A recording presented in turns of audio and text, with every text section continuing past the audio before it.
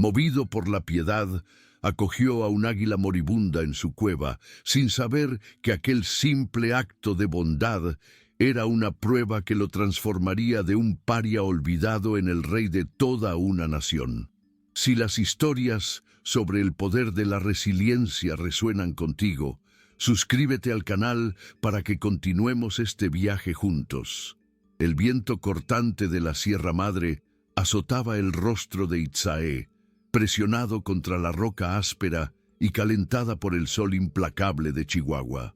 Sus dedos, manchados de polvo, tierra, se aferraban a las grietas de la piedra, manteniendo su cuerpo esbelto y tenso, casi invisible, contra la inmensidad del desfiladero.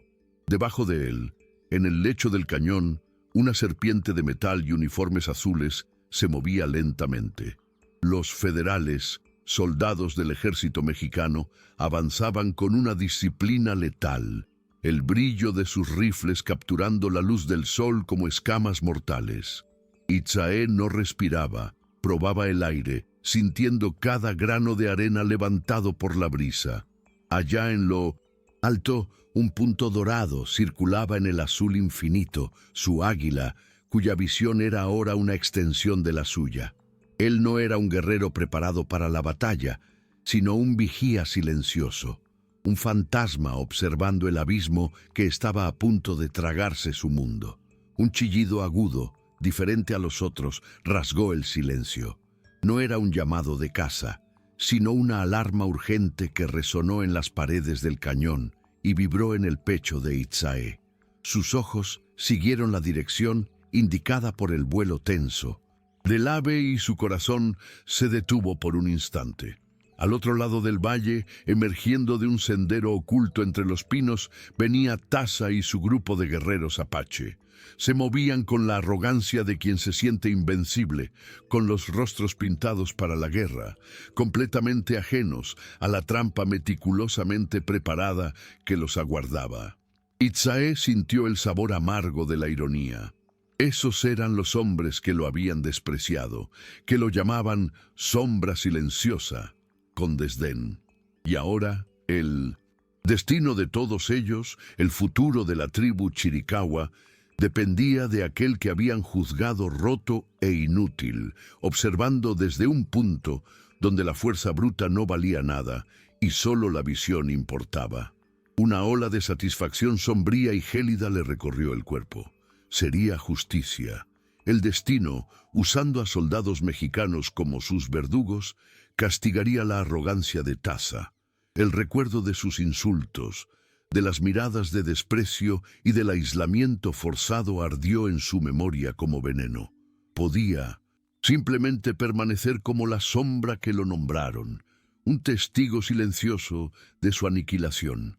Pero, mientras observaba los rostros pintados, vio más que a sus verdugos. Vio a los hijos de sus tíos, a los nietos de sus ancianos, el linaje de los chiricahuas caminando hacia la extinción. Su águila no lo había salvado para que se convirtiera en un espectador de la muerte de su gente. La amargura en su boca se deshizo, reemplazada por la urgencia fría de la responsabilidad. No podía gritar. La acústica del cañón llevaría el sonido directamente a los oídos de los soldados y el aviso se convertiría en su propia sentencia de muerte. Tenía que ser algo diferente, un sonido que perteneciera a aquel lugar, pero que estuviera terriblemente fuera de lugar. Presionando la espalda contra la roca, Itzae llevó las manos ahuecadas a la boca y aspiró el aire seco. El sonido que emitió no fue humano. Fue el llamado agorero y nocturno del chotacabras, un ave de las sombras, cuyo lamento a plena luz era un presagio de desastre comprendido por cualquier apache. El grito cortó el aire, un hilo sonoro de advertencia que resonó sutilmente, no como una alarma, sino como una anomalía en la sinfonía del desierto, esperando encontrar un oído lo suficientemente sabio para descifrarlo a tiempo. Allá abajo, Taza se detuvo en seco, el cuerpo tenso. El sonido era débil, casi tragado por el viento, pero inconfundible. Un viejo guerrero a su lado, de rostro surcado como la propia tierra del desfiladero, murmuró con voz ronca: «Es el pájaro fantasma. Su canto durante el día es una advertencia de los espíritus». Tasa escupió en el suelo, el desdén evidente en su gesto. «Los espíritus no pelean nuestras batallas. Es solo un pájaro, o tal vez un truco de los mexicanos para hacernos dudar». Pero la semilla de la duda había sido plantada. Los guerreros detrás de él se detuvieron, las manos instintivamente apretando los arcos y los rifles, los ojos barriendo las sombras del cañón que, de repente, parecían más profundas y amenazadoras. Itzae observó su vacilación, un hilo de esperanza encendiéndose en su pecho. No era suficiente. La arrogancia de Tasa podría matarlos a todos. Levantó la mirada a los cielos, concentrando toda su voluntad en el punto dorado que era su única aliada. No hubo sonido, solo una conexión silenciosa, una petición desesperada. El águila, como si escuchara su pensamiento, cambió su patrón de vuelo. Se lanzó en picada, una caída abrupta y antinatural, volando rasante sobre una formación rocosa que parecía vacía. En el instante en que su sombra pasó, un soldado nervioso, quizás asustado por el súbito vuelo del ave, se movió. Fue un movimiento mínimo, pero la luz del sol capturó el cañón de su rifle por una fracción de segundo. El brillo metálico parpadeó como una estrella mortal, una señal inequívoca. Allá abajo, un suspiro colectivo cortó el aire. La trampa ya no era un presagio, era una realidad fría y centelleante. El silencio se hizo en un trueno ensordecedor. Comprendiendo que su posición había sido revelada, el comandante de los federales no esperó más. Una única orden gritada fue engullida por la primera ráfaga de disparos. El aire silbó con proyectiles, y el suelo del cañón se transformó en un infierno de polvo y astillas de piedra. El impacto paralizó a los apaches por un latido, pero el instinto, más antiguo que cualquier táctica, gritó más fuerte. «¡A las rocas!», gritó Tasa, su arrogancia finalmente rota por el miedo primordial, zambulléndose para protegerse detrás de una roca mientras su mundo se derrumbaba en fuego y humo. Desde su posición elevada, Itzae observaba el caos desplegarse como un mapa vivo de la muerte. Veía la disciplina fría de los soldados, cuyos disparos coordinados barrían el valle, y el coraje desesperado de los guerreros chiricahuas, que se movían en zigzags imposibles entre las rocas, respondiendo al fuego con una precisión nacida de la furia. Algunos cayeron, manchas oscuras, en la arena clara del cañón, pero otros lograron encontrar refugio, transformando una trampa mortal en una reñida batalla. La garganta de Itzae estaba seca, un nudo de impotencia formándose en su pecho. Les había dado una oportunidad, una única y frágil oportunidad, pero ahora solo podía observar mientras el destino de su gente era decidido por el plomo y la suerte. La impotencia de Itzae, al observar el destino de su gente ser sellado por el plomo y la suerte, es angustiante. Si tú también estás apoyando a los guerreros chiricahuas, demuestra tu apoyo en los comentarios y suscríbete para no perderte el desenlace de esta batalla. Pero la impotencia era un lujo que no podía permitirse. La furia dio paso a un enfoque helado, y sus ojos, afilados por la vida en las montañas, barrieron las líneas de los soldados, no como un espectador horrorizado, sino como un depredador buscando la debilidad en la manada. Ignoró a los soldados de la línea del frente y buscó al cerebro detrás de esa máquina de matar, y entonces lo vio, un oficial, parcialmente oculto detrás de un afloramiento rocoso, distinguible no por su valentía, sino por la calma con que gesticulaba, dirigiendo a los escuadrones, señalando objetivos y orquestando la masacre con la precisión de un director de orquesta. Él era el corazón de la trampa, invisible para los guerreros atrapados en el fondo del cañón, pero perfectamente expuesto a la mirada de un hombre y de un águila. La comunicación era imposible, pero la comunión no. Itzae cerró los ojos por un instante, vertiendo toda su intención desesperada en el vínculo que lo unía a su compañera alada. No pidió, ordenó con la fuerza de su alma. El águila, que hasta entonces circulaba a una altitud segura, pareció entender. Con un chillido que cortó el ruido de la batalla, plegó las alas y se lanzó en picada. No fue un ataque, sino un vuelo preciso y deliberado. El ave rapaz pasó rasante sobre la posición del oficial, tan bajo que el hombre se encogió instintivamente. Allá abajo, Taza, que se preparaba para una embestida suicida, vio la maniobra. El pájaro no estaba cazando, estaba señalando.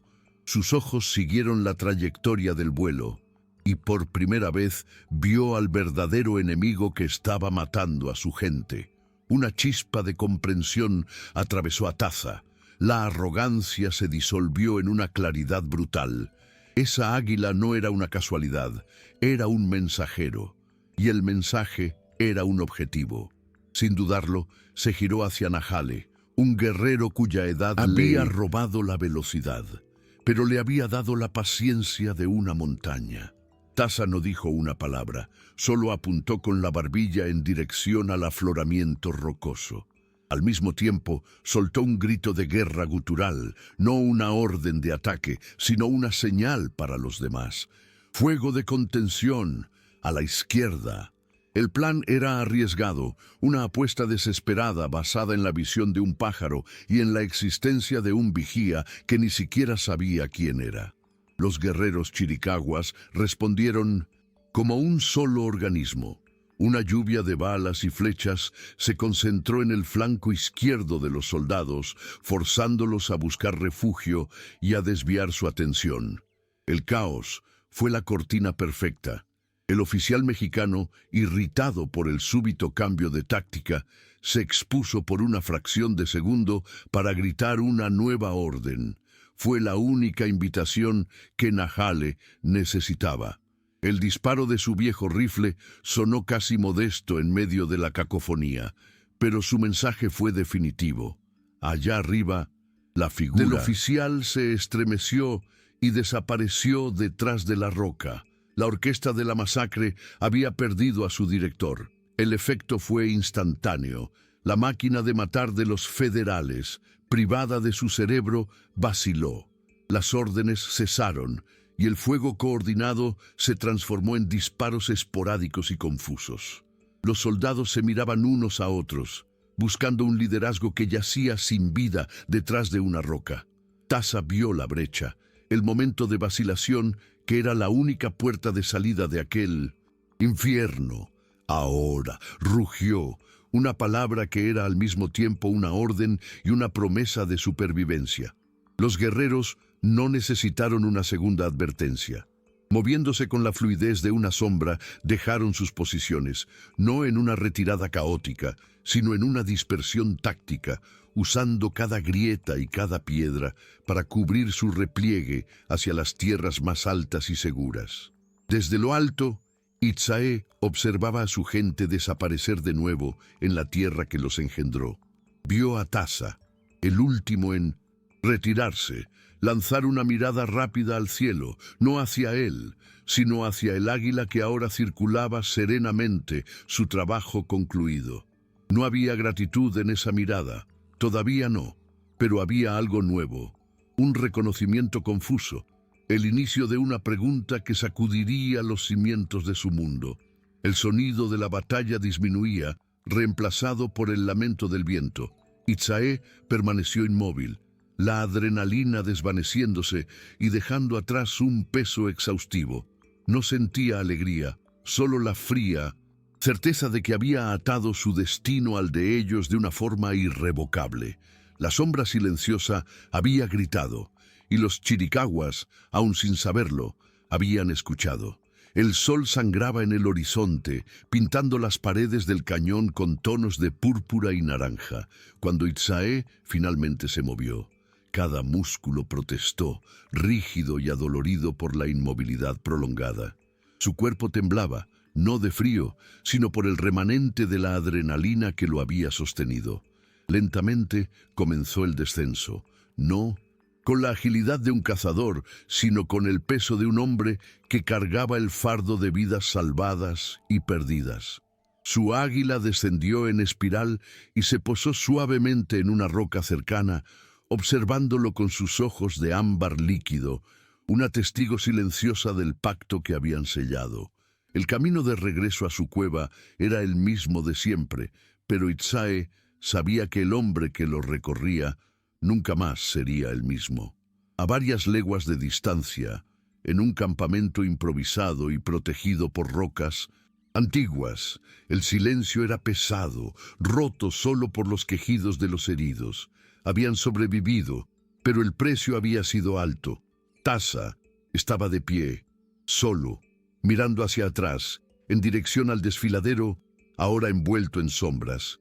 Su mente, antes un torbellino de furia y orgullo, era ahora un mar de preguntas inquietantes.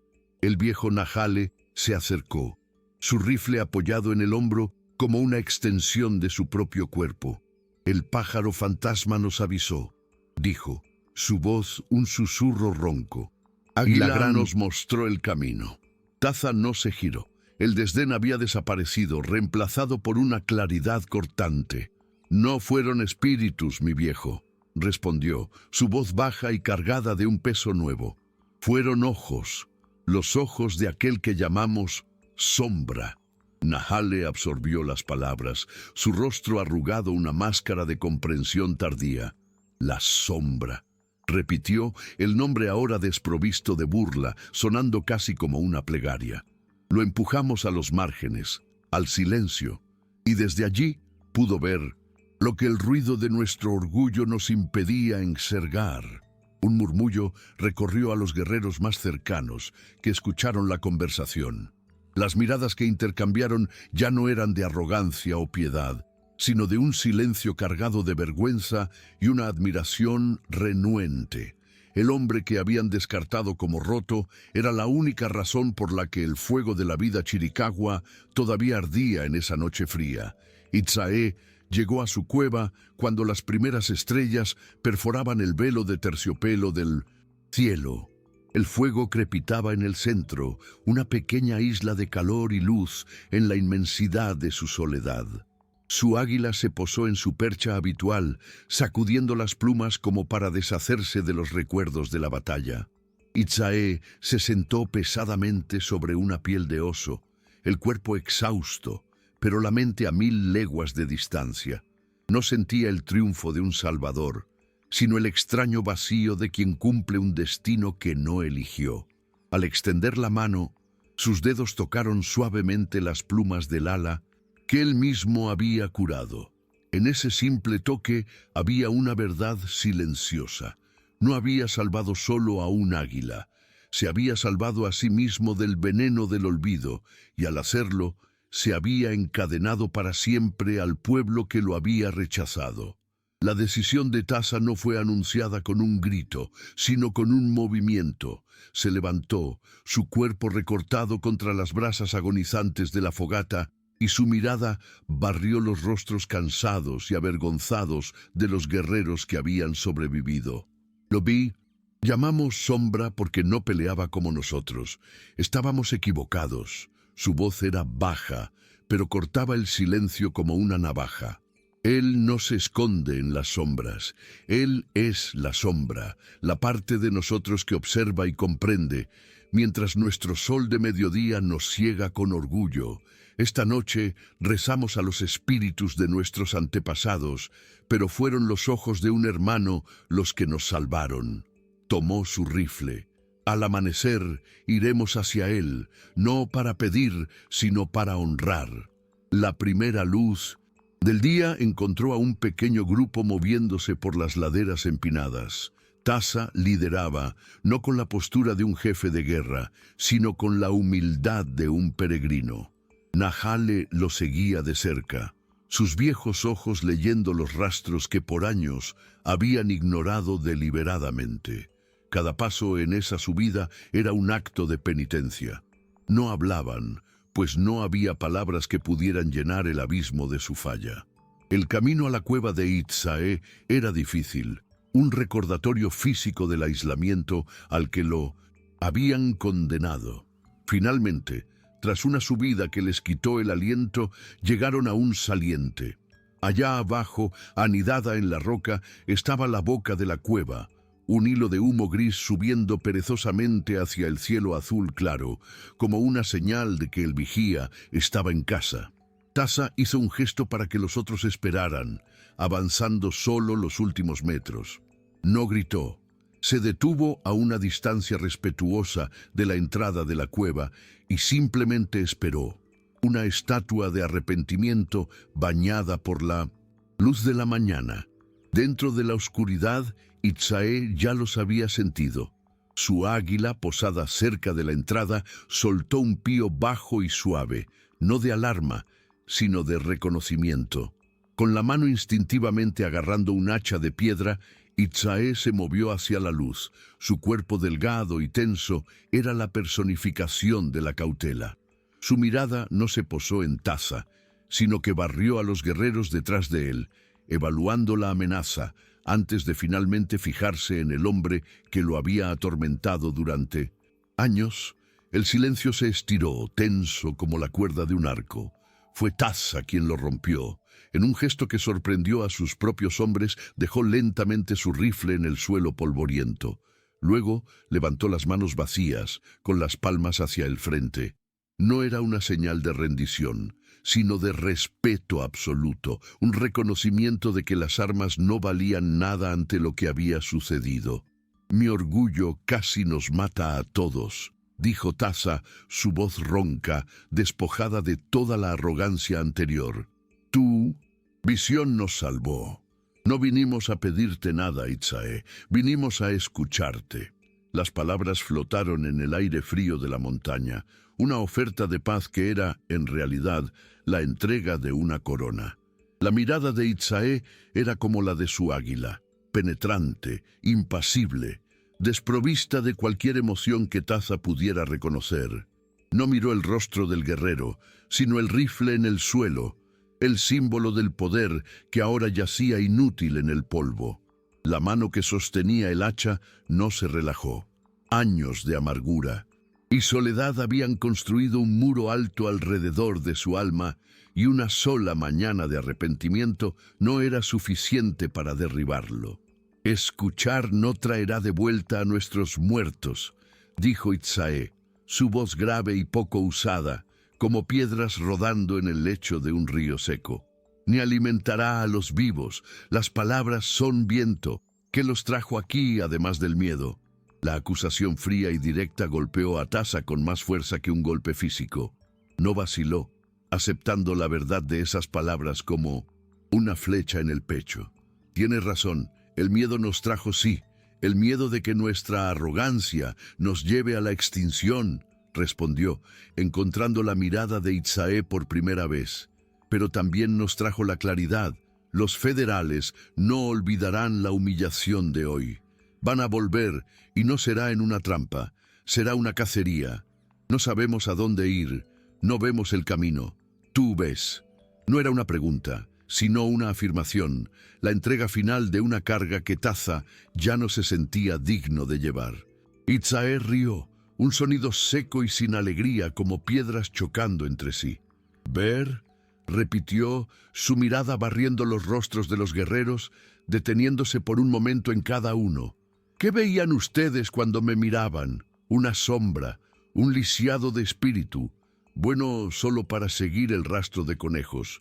Su visión solo funciona cuando la muerte está a su puerta». Dio un paso hacia atrás, el cuerpo medio sumergido en la oscuridad de su hogar. «La cacería es suya. Yo no pedí ser parte de ella». Se dio la vuelta, dándoles la espalda, y su silueta desapareció en la oscuridad. La puerta que cerraba no era de piedra, sino de años de dolor. Un murmullo de desesperación y rabia contenida recorrió a los guerreros.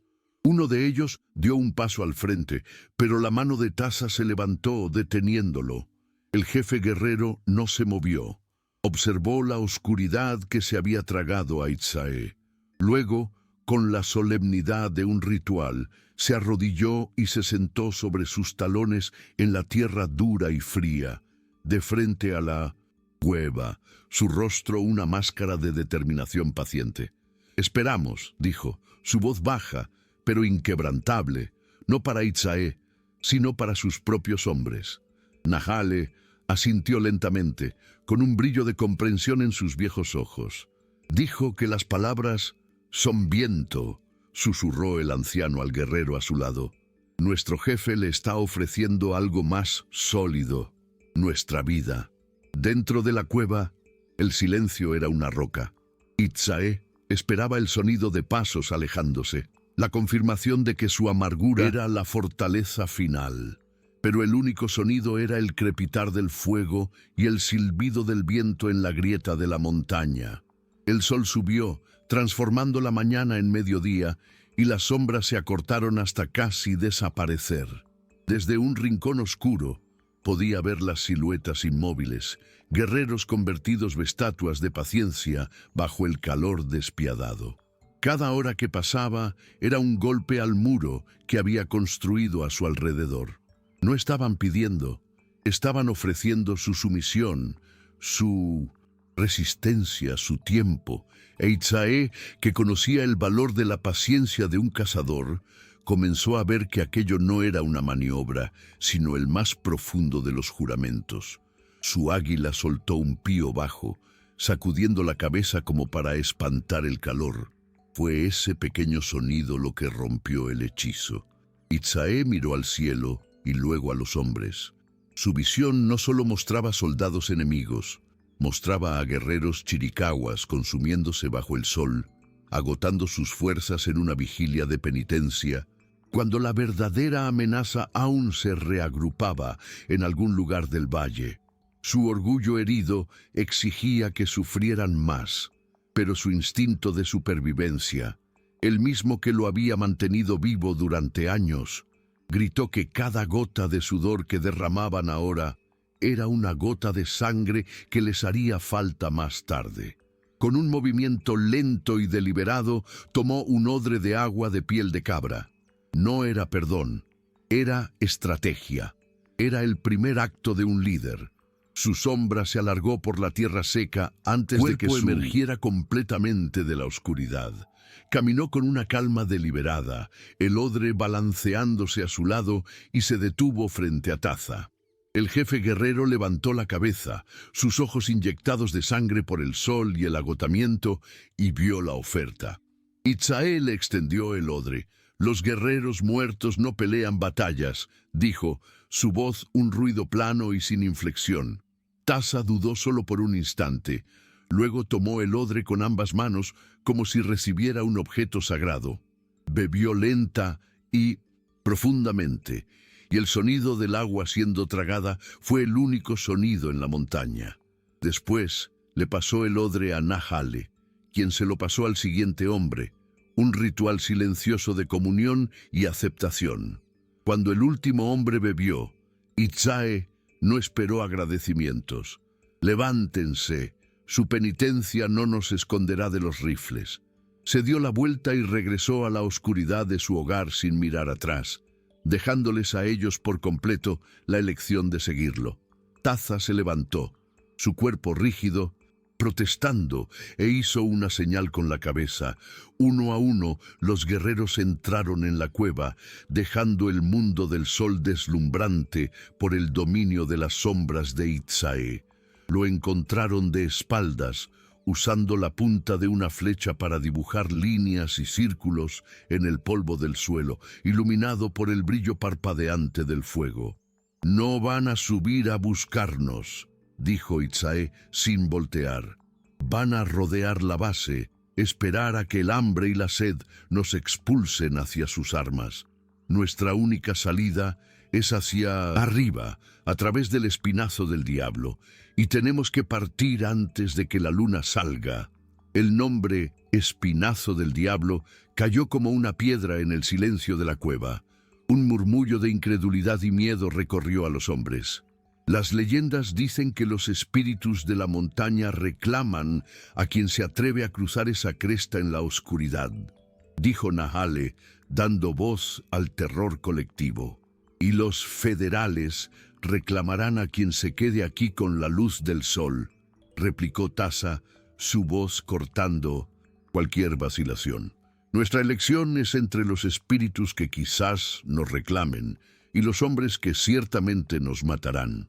Yo elijo el camino que él nos muestra. Su mirada barrió a los guerreros, desafiando a cualquiera a contradecirlo. El murmullo cesó.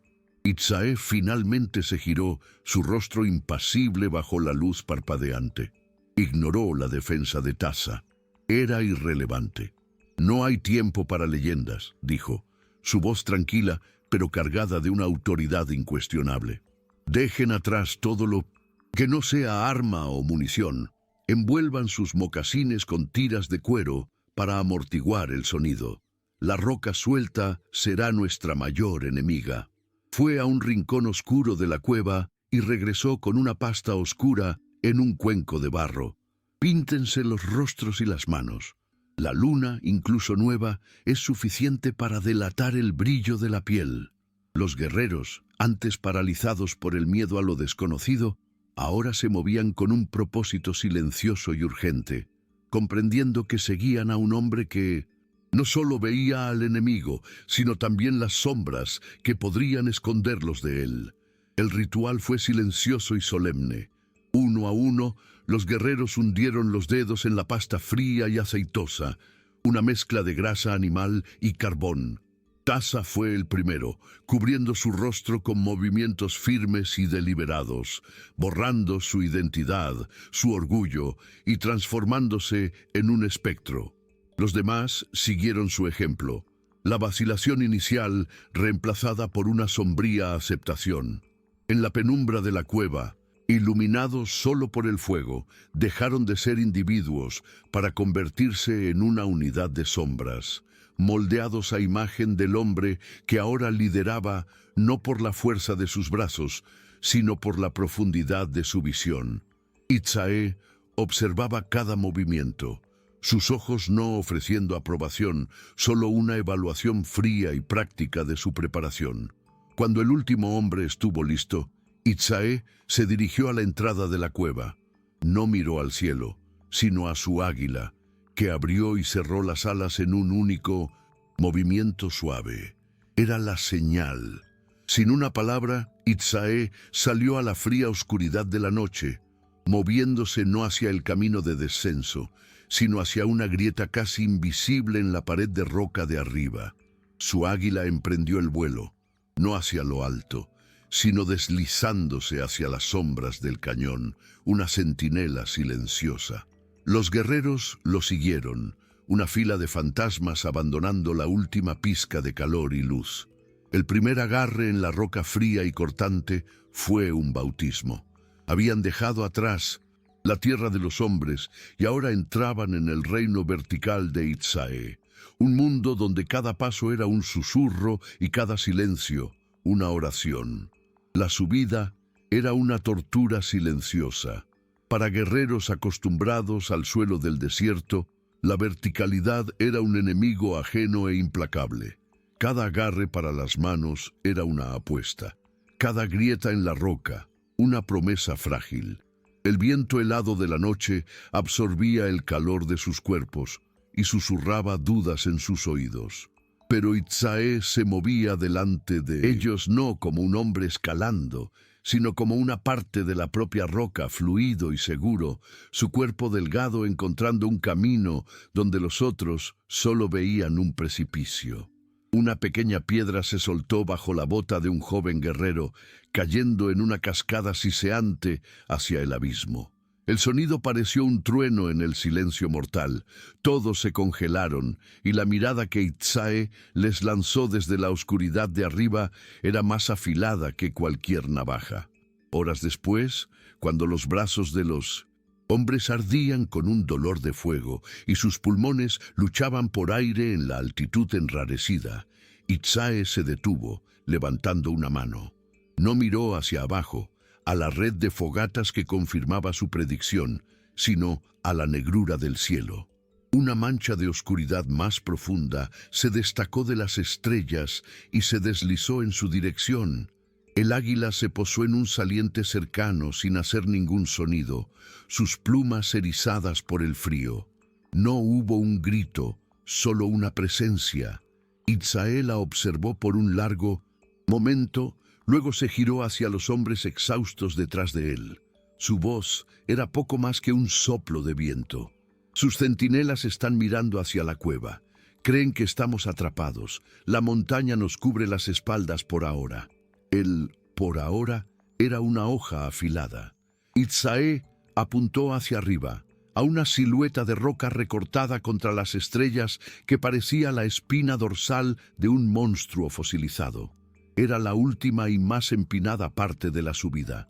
Un guerrero más joven, con el rostro pálido, bajo la pintura negra, vaciló, su cuerpo temblando incontrolablemente. Antes de que el pánico pudiera extenderse, Taza, que estaba justo debajo de él, extendió la mano y le agarró la bota, afirmándolo. No dijo una palabra de regaño, solo un gruñido bajo y gutural que significaba «Yo te sostengo, continúa». Ese pequeño acto de fuerza bruta y camaradería silenciosa fue como un fuego encendido en el frío. Les dio lo que la visión de Itzae no podía. La certeza de que la mano del hermano a su lado no los dejaría caer. Finalmente, uno a uno, arrastraron sus cuerpos exhaustos hasta la cima de la cresta. El viento aquí era un aullido salvaje, intentando arrancarlos de la montaña, pero la vista que se les ofreció les hizo olvidar el frío y el dolor. Allá abajo, del lado de donde vinieron, las fogatas de los federales eran solo puntos de luz insignificantes, una trampa vuelta impotente por la distancia y la altitud. Frente a ellos se extendía un mar de valles y montañas sumergidos en la oscuridad previa al amanecer, una tierra desconocida que era por primera vez en mucho tiempo una promesa de libertad. Nahale miró al cielo, donde el águila de Itzae planeaba sin esfuerzo en las corrientes de aire, una silueta oscura contra el brillo lejano de las estrellas. No solo nos guió fuera de la trampa, murmuró el viejo guerrero para sí mismo, con una admiración que rayaba en lo sagrado. Nos enseñó a volar. El vuelo de la libertad es breve, dijo la voz tranquila de Itzae, cortando el momento de admiración como el propio viento. La montaña da, pero también quita. El frío matará más rápido que una bala. Apuntó con la barbilla hacia la ladera opuesta, a un conjunto de rocas oscuras que prometían refugio. Descansamos allí. Después desaparecemos. No hubo vacilación. Liderados por Taza, que prácticamente cargó al joven guerrero que había vacilado en la subida, iniciaron el descenso, cada paso una protesta dolorosa de los músculos, pero cada movimiento impulsado por una confianza ciega en el hombre que los había llevado a través de lo imposible. Encontraron refugio en una grieta rocosa que los protegía del aullido del viento. Los guerreros se desplomaron donde se detuvieron, el agotamiento finalmente venciendo a la adrenalina. Itzae no se unió a ellos. Permaneció en la entrada del refugio, una silueta contra el cielo que se aclaraba, observando a su águila iniciar una amplia patrulla matutina. Taza se acercó, no como un jefe, sino como un discípulo. No dijo nada, solo le extendió un trozo de carne seca, la mejor porción que había guardado. Itzae lo tomó sin desviar la mirada del cielo, lo partió en dos y le devolvió la mitad a Taza. En ese simple gesto de compartir, la antigua jerarquía de los chiricahuas fue deshecha y una nueva nación, nacida en el fuego y forjada en la oscuridad de la montaña, tuvo su primer amanecer. Ese momento de compartir, donde una nueva nación comienza a nacer, pone la piel de gallina. Si crees en el futuro de los chiricahuas bajo el liderazgo de Itzae, deja un comentario mostrando tu apoyo y suscríbete. Agradezco inmensamente tu compañía en este viaje. Hasta la próxima.